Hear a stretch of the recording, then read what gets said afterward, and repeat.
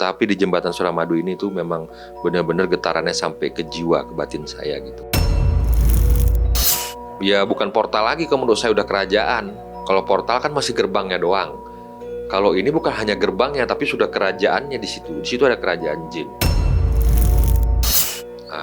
Jadi lautan itu di sepanjang jembatan Suramadu dijaga oleh seekor ular naga yang berwarna merah. Di jembatan panjang ini ada 1, 2, 3, ada 3 titik yang mesti diperhatikan di jembatan Suramadu, khususnya untuk di bulan 5 dan di bulan 9. Ini adalah merupakan sebuah tanda alam yang mana untuk peringatan akan adanya bahaya yang lebih besar di kemudian hari yang mesti kita perhitungkan sebagai pengguna jalan.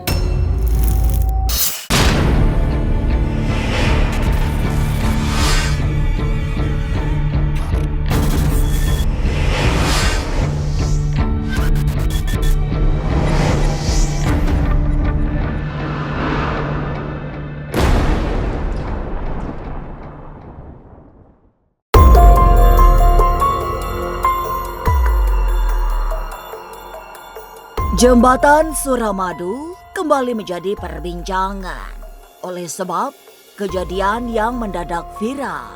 Sejumlah kejahatan serta peristiwa-peristiwa besar pernah terjadi. Jembatan penghubung Surabaya dengan Madura itu juga penuh misteri. Banyak kisah-kisah mistis yang mengiringi jembatan ini, termasuk keberadaan gerbang gaib yang sangat mengerikan. Dari penglihatan ahli spiritual, jembatan Suramadu mempunyai energi metafisika yang sangat kuat. Bisa energi positif maupun negatif. Apalagi panjang bentang jembatan yang mencapai 5 km terasa sangat misterius. Lantas benarkah banyak tumbal yang jatuh pada saat pembangunannya tahun 2003 silam? Lalu, itukah yang membuat jembatan Suramadu disebut-sebut menjadi jembatan paling angker? Jangan dulu berlalu, masih akan banyak keganjilan terjadi di sini. Dan jangan lupa subscribe, like, share, dan komen agar tak ada yang terasa ganjil di sekitar Anda.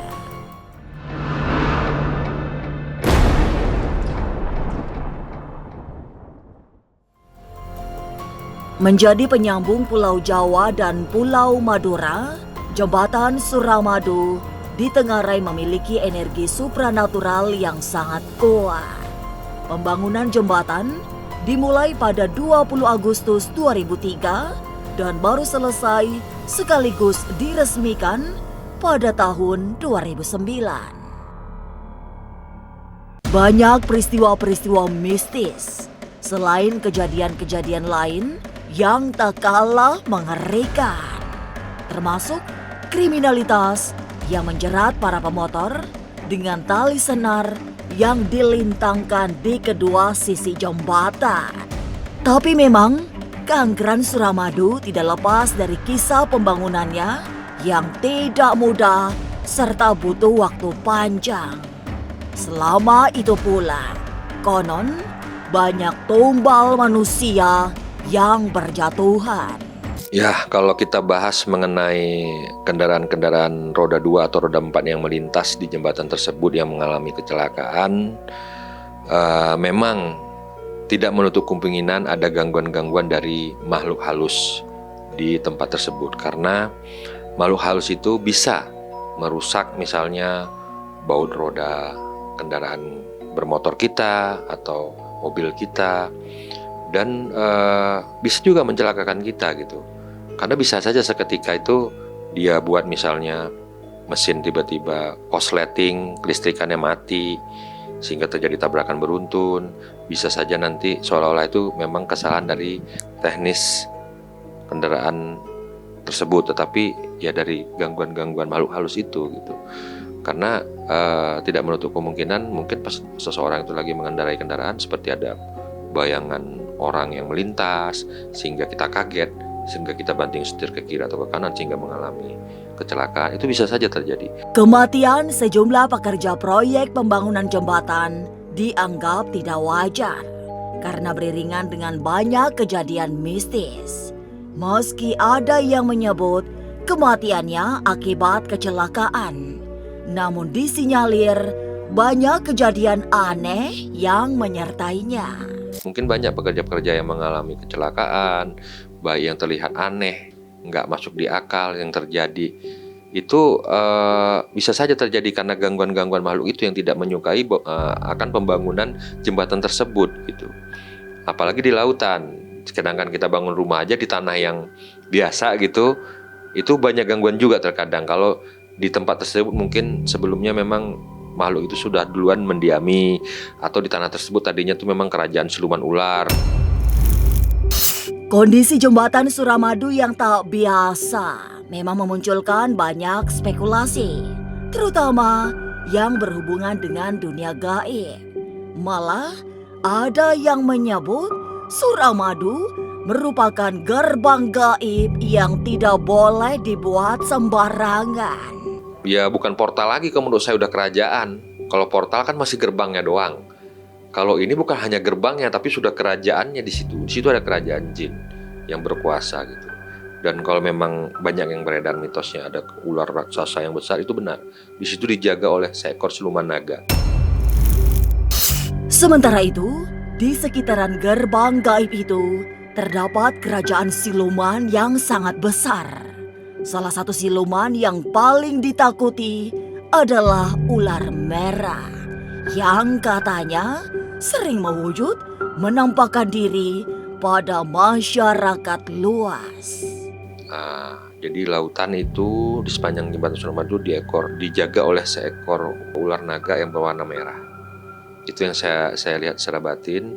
Dan di situ ada istana kerajaan, seperti kerajaan itu cahayanya berwarna hijau yang saya lihat secara batin.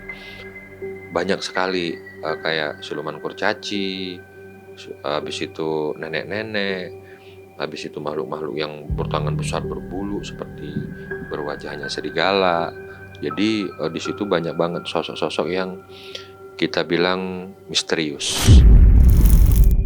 Sebagai gerbang gaib menuju kerajaan gaib, jembatan Suramadu sering menjadi tempat peristiwa-peristiwa maut.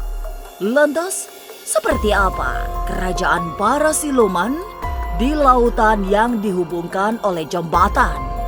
Lalu, apa yang harus dilakukan jika ingin melintasi Suramadu?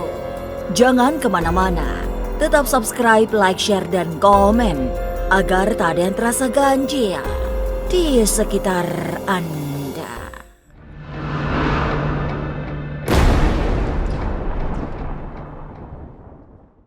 Sering disebut sebagai jembatan terangker, Panglima Langit pernah mendatanginya untuk mendeteksi energi gaib yang berkelindan di sana. Tetapi di jembatan Suramadu ini tuh memang benar-benar getarannya sampai ke jiwa, ke batin saya gitu. Dan banyak juga terlihat sosok-sosok yang seperti wanita berpakaian merah yang berterbangan. Itu yang pernah saya lihat secara batin. Tapi memang begitu menginjak tanah di dekat Suramadu, Panglima Langit langsung merasakan ada tarikan energi yang sangat kuat. Tapi benarkah ada kerajaan bangsa jin di sana? Lalu seperti apa bentuknya? Namanya di lautan itu pasti banyak rumah-rumah mereka, kerajaan-kerajaan bangsa jin di lautan tersebut. Sejak pertama dibangun hingga saat ini, jembatan Suramadu tak pernah sepi dari cerita.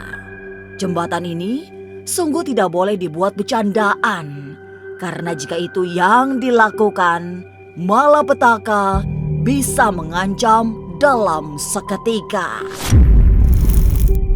Lalu apa yang harus dilakukan jika ingin melintasi jembatan Suramadu? Ini kan alam. Kita ini sedang berhadapan dengan alam. Habis itu di atas lautan lagi. Itu lintasan semua makhluk, bukan hanya kita gitu. Kalau kita sopan, kita baik, saya rasa nggak diganggu gitu. Mungkin yang diganggu itu yang memang mungkin nantangin, mungkin nggak percaya, mana nantangin, mana ada itu nggak percaya tahyul. Bisa saja, hati-hati, jaga ucapan kita, jangan sembarangan. Ya saya berdoa ya semoga setiap orang yang melewati jembatan Suramadu mereka selamat, sehat sampai ke tujuan, berkunjung ke rumah keluarganya. Jadi tidak ada hal-hal yang buruk yang terjadi gitu. Itu harapan saya dan doa saya buat siapapun yang melintas di jembatan Suramadu. Tapi benarkah akan terjadi sesuatu dalam 5 hari ke depan? Lalu kejadian apakah itu? Jangan kemana-mana. Tetap subscribe, like, share, dan komen agar tak ada yang terasa ganjil di sekitar Anda.